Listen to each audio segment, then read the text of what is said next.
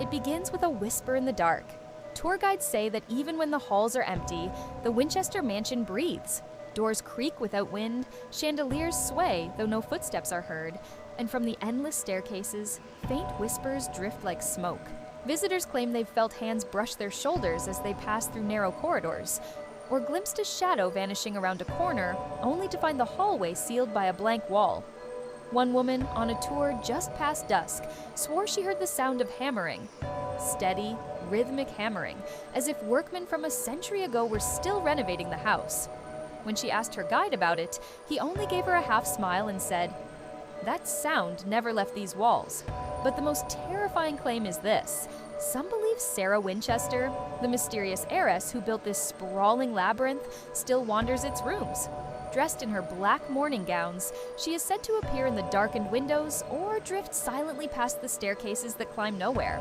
For more than 100 years, her mansion has been called a prison, not for the living, but for the dead. Why did Sarah Winchester build a house of endless doors, stairways that vanish into ceilings, and rooms that lead to nowhere? Was it madness? Was it grief? Or was she truly trying to escape the spirits of the thousands killed by the weapon that bore her family's name? Before we uncover more, make sure to subscribe to the channel for more chilling history. The story of the Winchester Mystery House begins far away from California in New Haven, Connecticut, where Sarah Lockwood Party was born in 1839. By all accounts, she was a bright and cultured child. She grew up in a prosperous family, fluent in several languages, and schooled in literature and music. She would later become known as the Belle of New Haven, admired for her grace, refinement, and intellect. In 1862, Sarah married William Wirt Winchester, the only son of Oliver Winchester, who had founded the Winchester Repeating Arms Company. At that time, the Winchester rifle was becoming famous as the gun that won the West. With its lever-action design, it could fire repeatedly without reloading. A revolutionary weapon in an age when firearms were slow and cumbersome. To some, it was a marvel of innovation. To others, it was a symbol of bloodshed. By marrying William, Sarah entered not only a wealthy family, but a family whose fortune was soaked in violence. For every rancher or settler who praised the Winchester rifle, there were Native American tribes, Civil War soldiers, and countless victims whose lives were ended by its bullets. It was a weapon that built an empire on death. The Winchesters seemed destined for a life of privilege. In 1866, Sarah gave birth to a daughter, Annie. But tragedy struck almost immediately. Annie was born with a rare disease called marasmus, a condition that prevented her body from absorbing nutrients. Within just 6 weeks, the child wasted away and died in Sarah's arms. The loss devastated her. Sarah retreated into grief, her health declining rapidly. She dressed in mourning black and withdrew from society, carrying the weight of sorrow like a permanent shroud. But fate was not finished with her. In 1881, her husband William died of tuberculosis. Within a few short years, Sarah lost her child, her husband, and soon after, her father-in-law. Now she was alone, the last surviving heir to the vast Winchester fortune. With her inheritance, Sarah became one of the wealthiest women in America. She received half of the Winchester Arms fortune and an income equivalent to thousands of dollars a day in today's money. But wealth, instead of bringing comfort, seemed only to deepen her torment. It was around this time, according to legend, that Sarah sought the help of spiritualists. The late 19th century was the height of the spiritualist movement, a time when seances, mediums, and ghostly communications fascinated society. Wealthy widows, desperate for answers, often turned to mediums who promised to connect them with the dead. One story claims that Sarah traveled to Boston to consult a well-known medium. Sitting in the candlelit room, she was told that her family was cursed. The fortune of the Winchesters, she was told, had been built upon the deaths of countless souls struck down by the rifle. Their restless spirits were crying out for vengeance, and they had targeted Sarah. The medium told her there was only one way to escape the curse. She must build a home, a house that would never be finished. As long as she kept building day and night, the spirits would not claim her. Stop building, and she would die.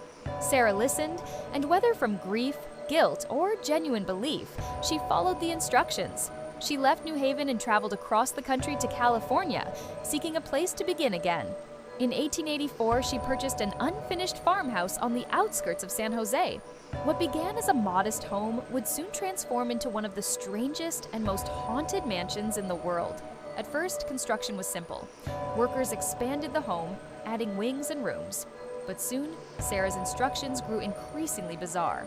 Staircases were built that led into solid ceilings. Doors opened to sudden drops outside the house. Windows were set into the floors. Hallways looped back on themselves like a maze. Work never stopped. Carpenters labored around the clock, hammering day and night. Sarah paid them generously, and she demanded constant change. If one staircase was completed, she ordered another to be built beside it. If a room was finished, she ordered walls to be torn down. The mansion grew like a living thing, sprawling in every direction, confusing all logic of design. Visitors who came to see Sarah whispered that she was insane, but those who worked inside the house sometimes swore they saw shadows moving in the halls or heard footsteps echoing when Sarah was alone. The mansion itself began to take on a presence, a place where the boundary between the living and the dead seemed thinner than anywhere else. By the turn of the century, the Winchester house had become a labyrinth of over 100 rooms, filled with twisting passages and unfinished corners. Sarah herself rarely left the property. Dressed always in black, she moved through her endless mansion like a ghost, carrying a lantern at night, as if speaking to unseen companions. And so the legend grew, that Sarah Winchester was not building a home for herself, but a prison for the spirits. That every stair to nowhere, every door into nothingness, was a trap designed to confuse the vengeful dead who sought her soul. But was this truly Sarah's purpose? Or was she simply a grieving widow, lost in sorrow, building without plan or reason? One night, after years of endless work, an earthquake shook California, striking San Jose with terrible force.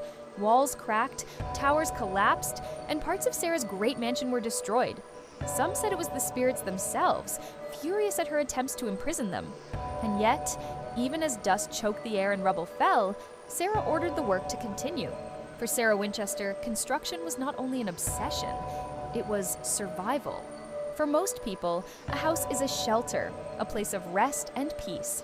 For Sarah Winchester, it became a living nightmare that demanded to be fed.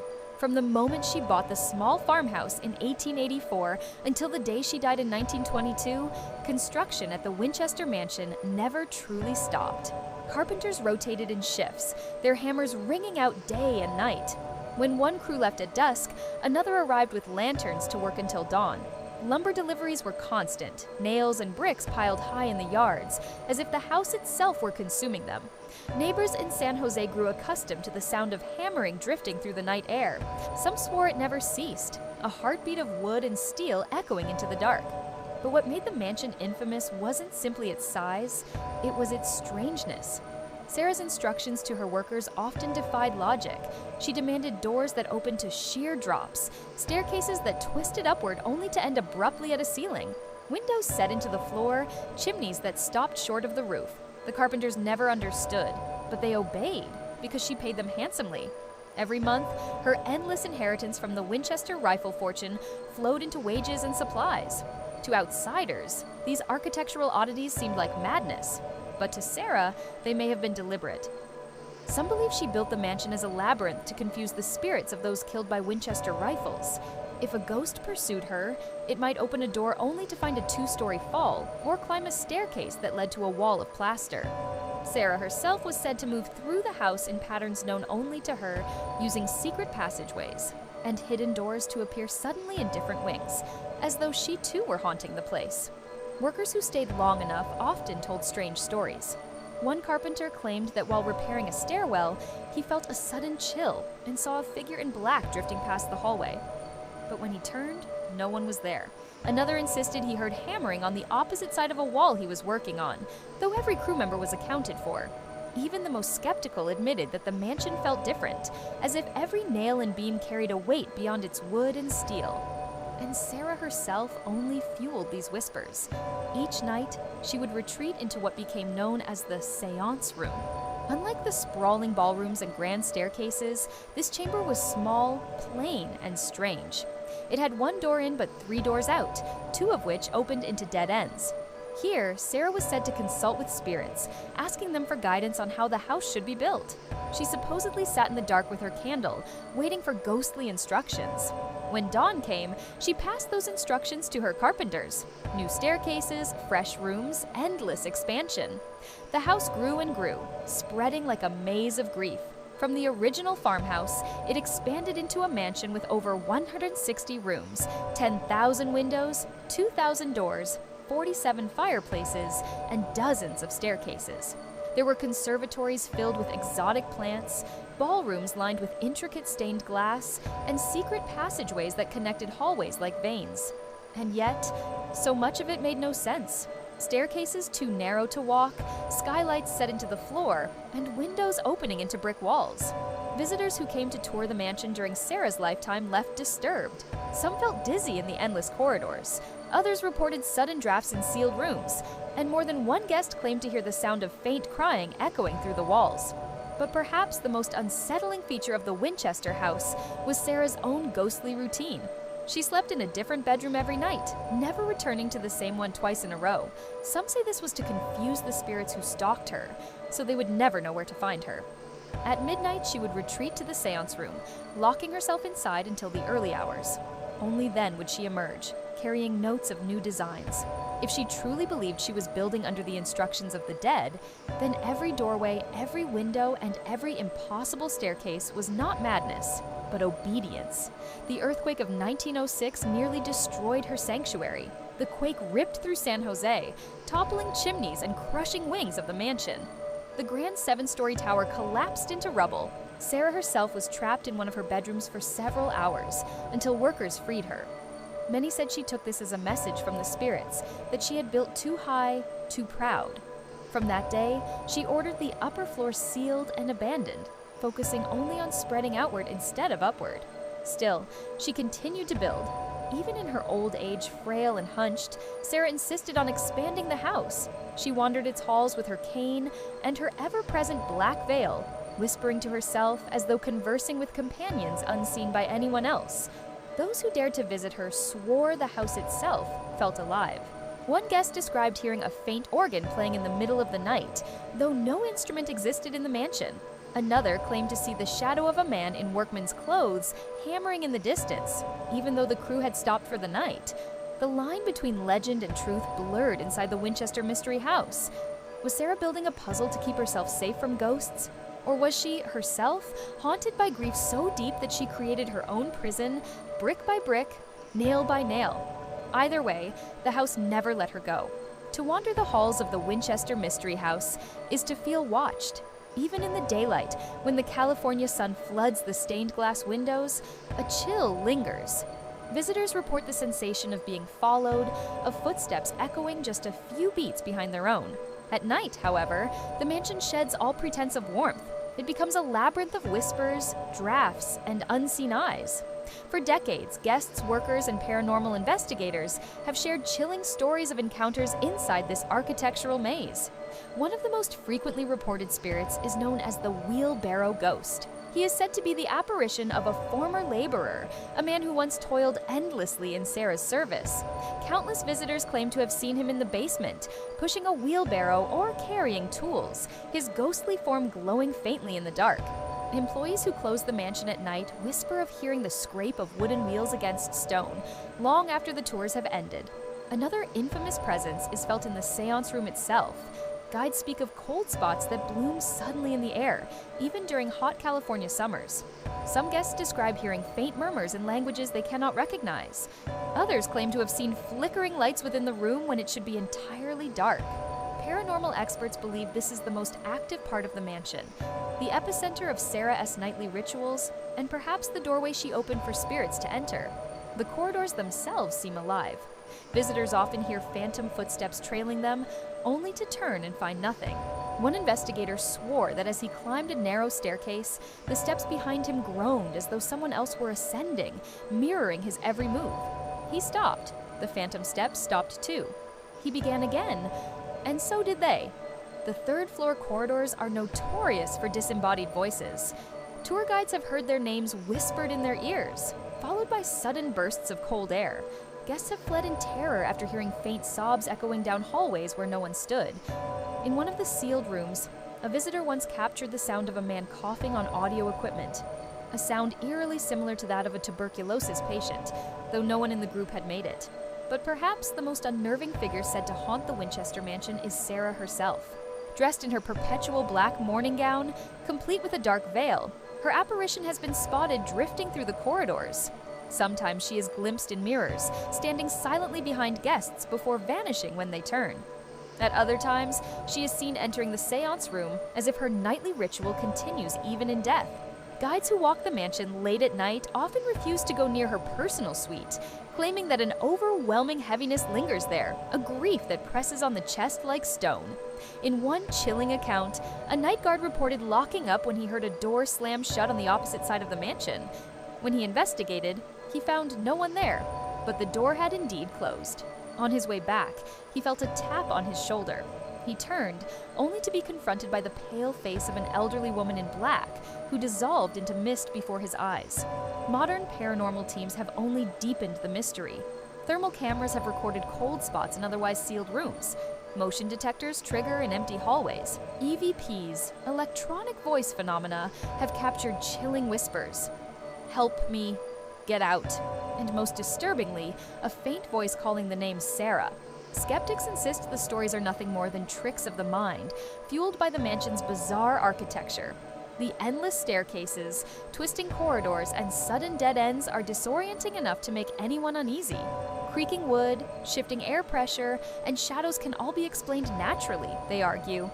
And yet, too many visitors leave with stories that cannot be dismissed. A child crying in an empty ballroom, a shadow crossing the corridor when every person is accounted for, cold hands brushing against the skin when no one stands nearby. Even the house itself seems to resist silence. Guides tell of doors that open on their own, of windows rattling when no wind blows, and of chandeliers swaying as though nudged by invisible hands. One particular legend speaks of a room where an organ can be faintly heard playing, though no such instrument exists inside the house. For believers, the mansion is a prison of souls, bound by Sarah's obsession and her endless construction.